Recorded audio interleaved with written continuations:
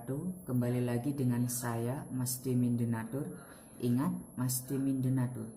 Ya, pada video sebelumnya saya telah menjelaskan tentang penyakit sipilis atau raja singa.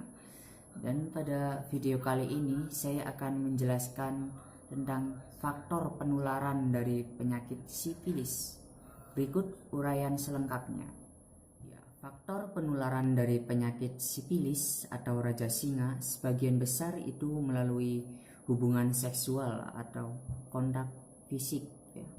Sehingga penyakit ini dikategorikan termasuk IMS, infeksi menular seksual.